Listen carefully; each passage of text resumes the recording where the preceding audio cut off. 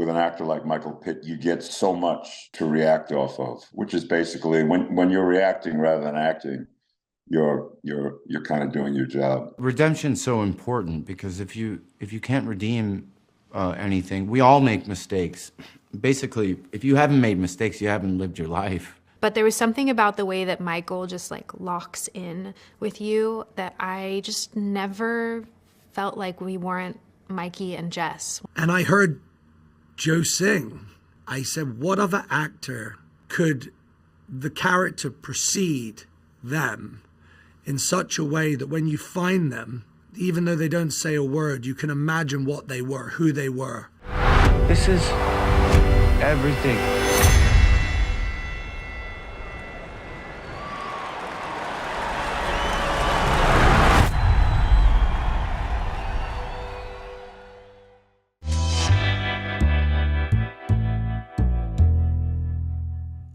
How did you get involved with this film? Like, how did Jack approach you about playing this character? Well, Jack and I met many, many years back in Halifax, making a little movie called Outlander.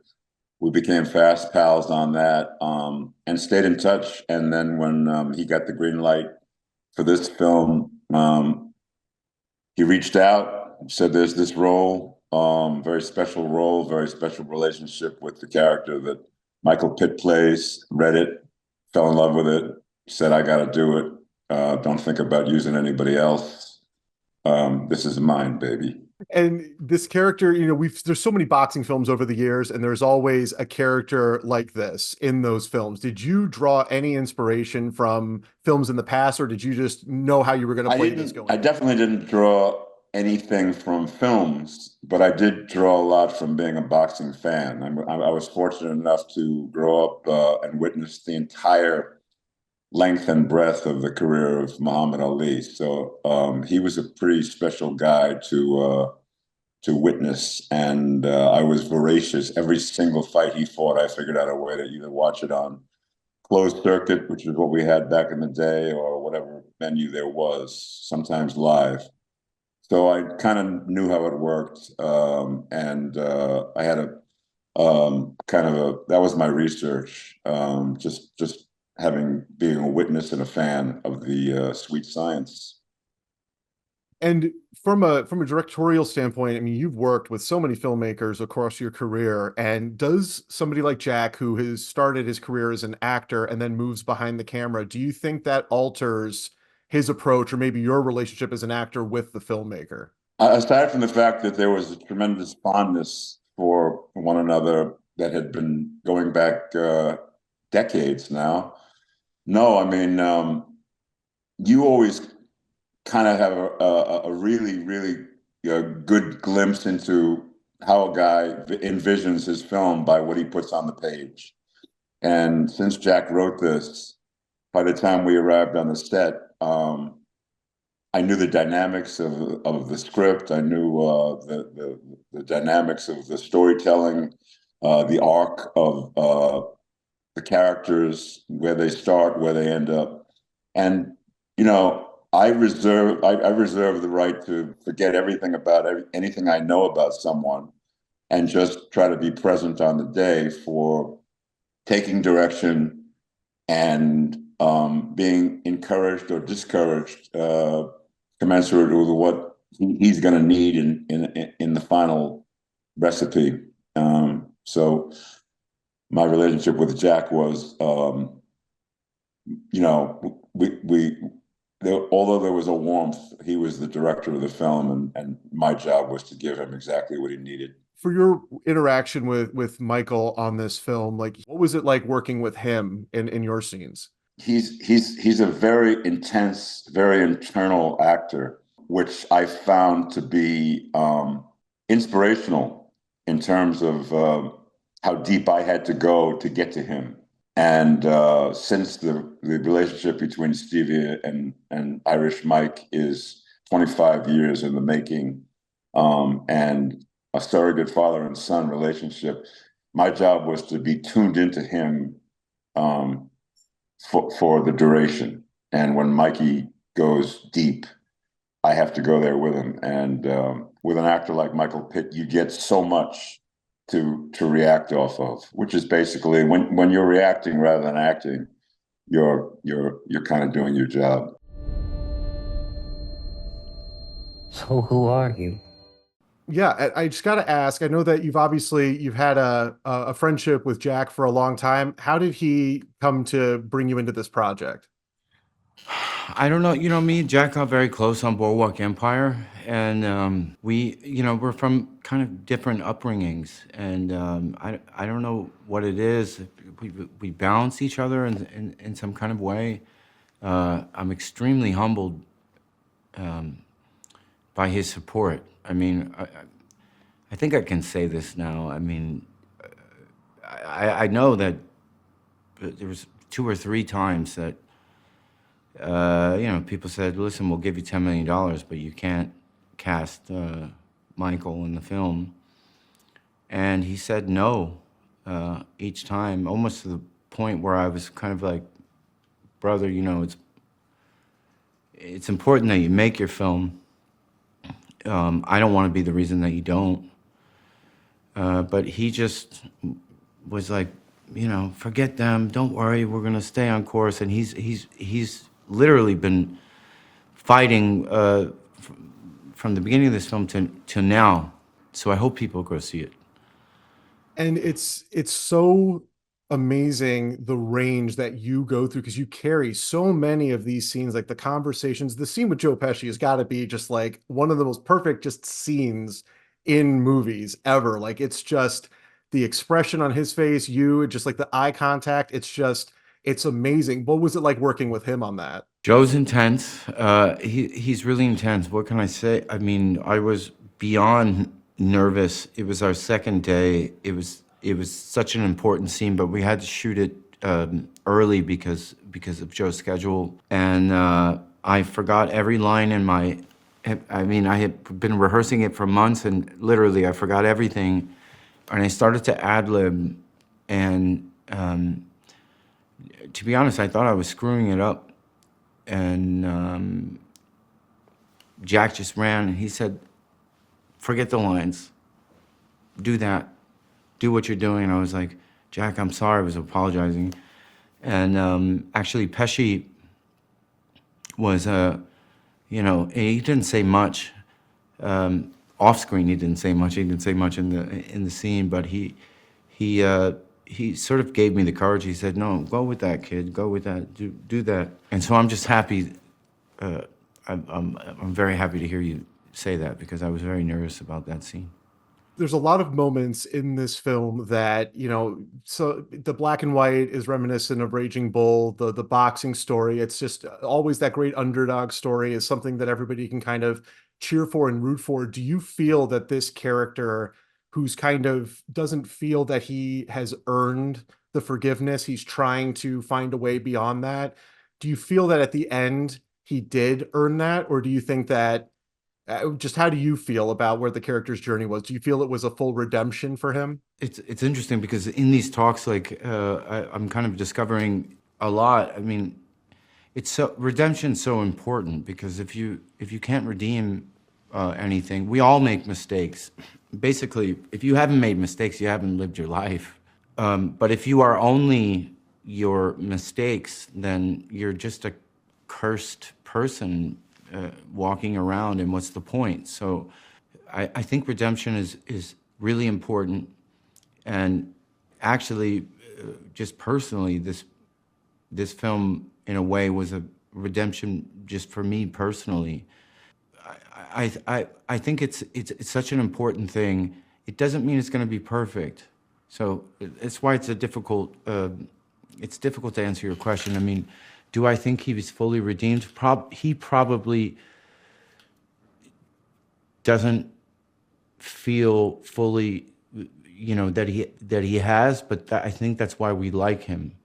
And I think it won't be perfect. It will be bittersweet. And I think that's okay, but what's important is that you try. Yeah, and it's funny, 2 very New York stories. There's this, and then like Asphalt City. I remember seeing that, and I'm like, they're very different performances, but they're both these characters that you get the feeling on the surface that people judge them one way, but are they inherently bad people? No, there's like a core of goodness that's under there. And watching this character and seeing the journey that he goes through, the emotional roughness of this story, I was tough to say, what do you think was more challenging for you as a performer? The emotional roughness and challenge, or the physical of playing a boxer? The emotional. Yeah. And the physical wasn't easy at all. It was really difficult and it hurt. And training's hard. Training's really hard. And, you know, I always like listening to Mike Tyson talk about his training because he didn't say anything positive about it. He's like, it sucks. I hate it every day. But that's, you know, that's part of it. So the training was really difficult. But emotional is always harder. It's always more difficult. You know, emotional scars are more difficult than I think than physical scars. You know, they're invisible. You don't know where they are. You can't dress them like they're mysterious, and that's why they're more difficult. And I think that working with Jack on this, he, you know, because he knows you off screen, I think he definitely evoked something out of you, because this is just such a strong performance. What was he like as a director? He was a dream. He was a dream as a director. And I've worked with some great directors. And so that's not a small thing when I say that. I realized with working with Jack that it's the first time. It's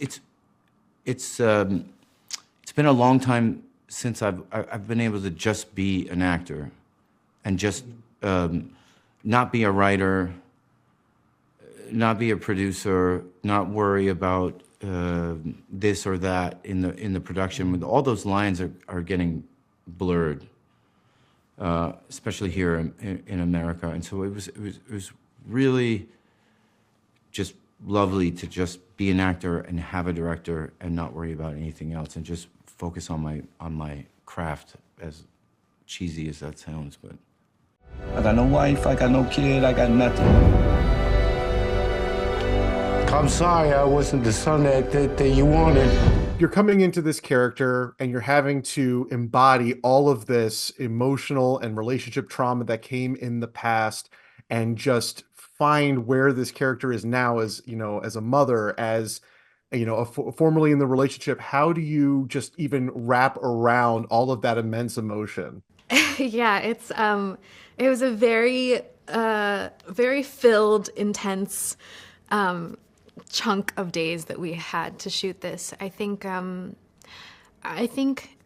you know, that's the stuff that is almost the most challenging, because you have to like live in that space, but it's also the stuff that I just love. You know, you just have to run towards it as a performer. I think I had a lot of conversations with Michael and also with Jack to sort of help to build the history of these two. And Jack already like knew so much about their history. It's not written within the script, but I think he just like felt like he knew these characters so deeply. And so I think we just had a lot of conversations about their relationship and their history. And I used a lot of music to sort of get me grounded into that emotional space.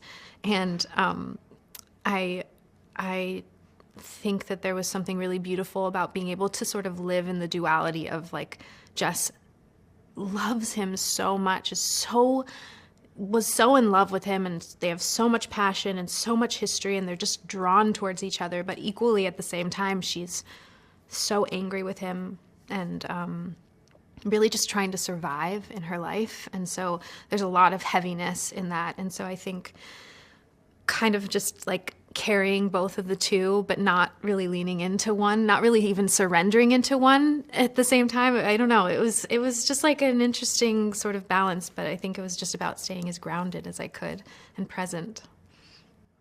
I didn't notice it at first in watching the film because I was just engrossed in the story and these characters. But then it struck me at a couple points. I'm like, wait, what year is this taking place? This is not present day, even though it felt like it could have been at any point.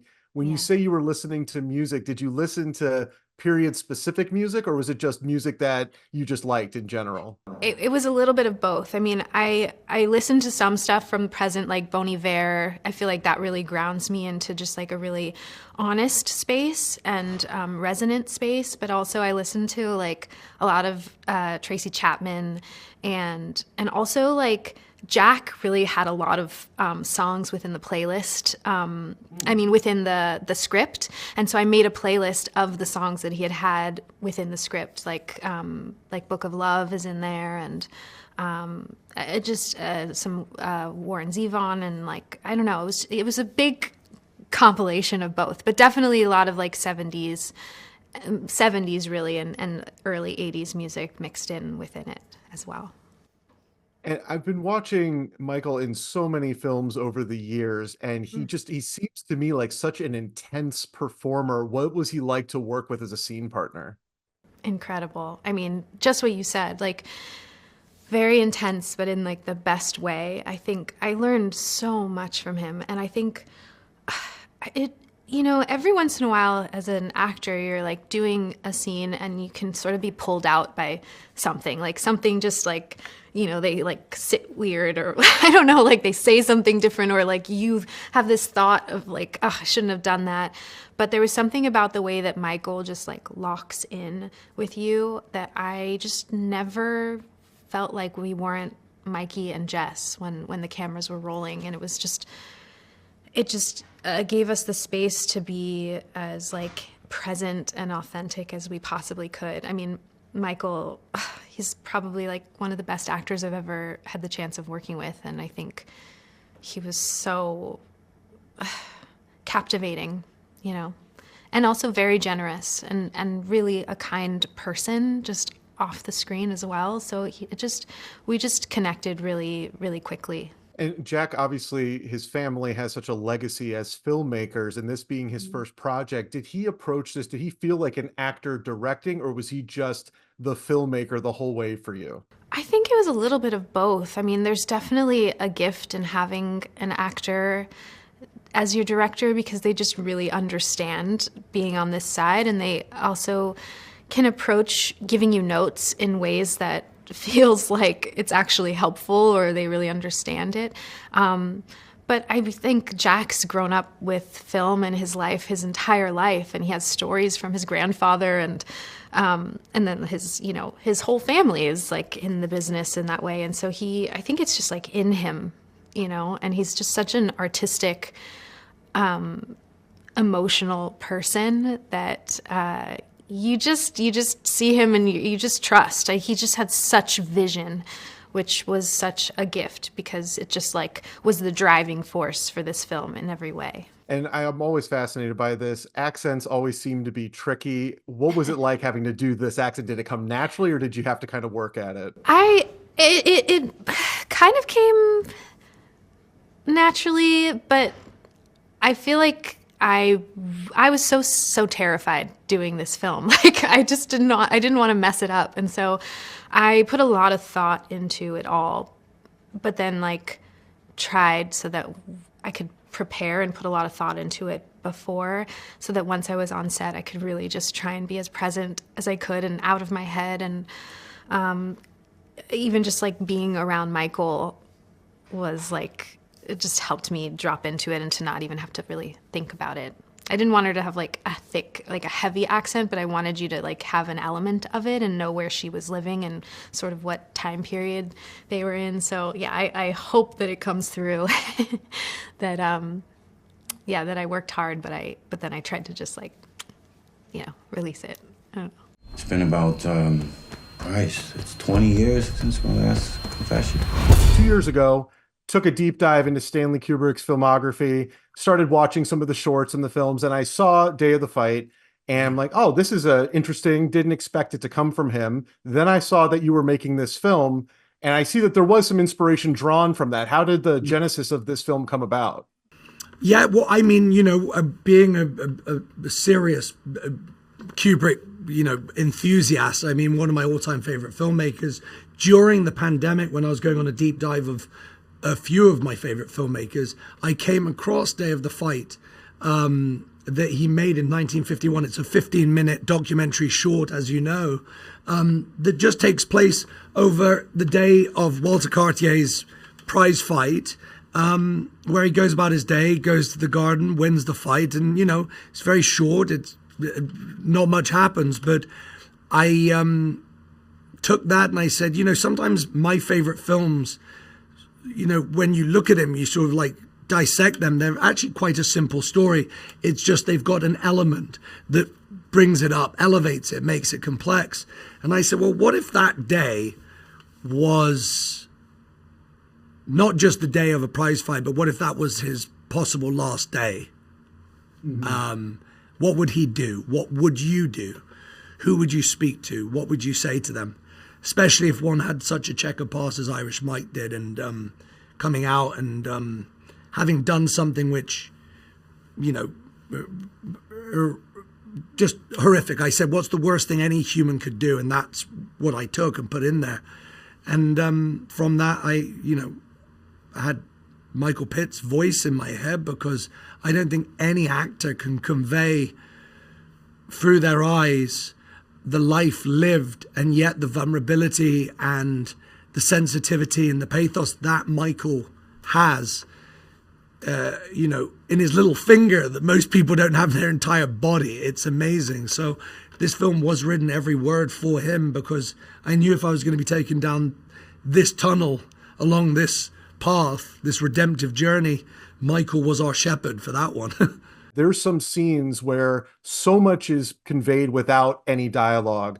And the scene with Joe Pesci, where he doesn't utter a word, I think maybe one of the most perfect scenes I've ever seen. Just on its own, it is just a masterpiece of a scene. And when you've got somebody like Joe Pesci, who we know how he can spout dialogue, what was it like getting to direct him and just like conveying that without any words? Well, it's such a good question, because Joe's, forever been one of my all-time, heroes, and one of the greatest actors who've ever sort of trod the boards. It's interesting because his performances precede him in such a way. He is such a presence, and everybody has in their head, like Jack Nicholson, like Marlon Brando, Joe Pesci stands out among those names because of the force of his characters and who he's played. Those rather sort of overbearing, dominating, sometimes vicious, angry, whatever they are. And when I had conceived the idea of his father suffering from dementia, I wrote that because my grandmother, who was suffering from early onset dementia, she wouldn't remember certain things, and you'd put music on and she'd suddenly start saying the words, and it would bring her back into the room, and she'd have these lucid moments due to the music. And I heard Joe sing, and I said, what other actor could the character precede them in such a way that when you find them, even though they don't say a word, you can imagine what they were, who they were. And then there's that moment where he hears his own voice and it pulls him back in the room, and it all comes flooding back for, if not a second, a millisecond. And it's a very personal scene for me that I have a hard time watching it myself.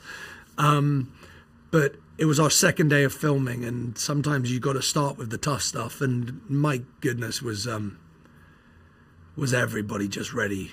Like, it was really one of those transcendent moments to be a part of and to witness. And thank God I had Joe and Mike.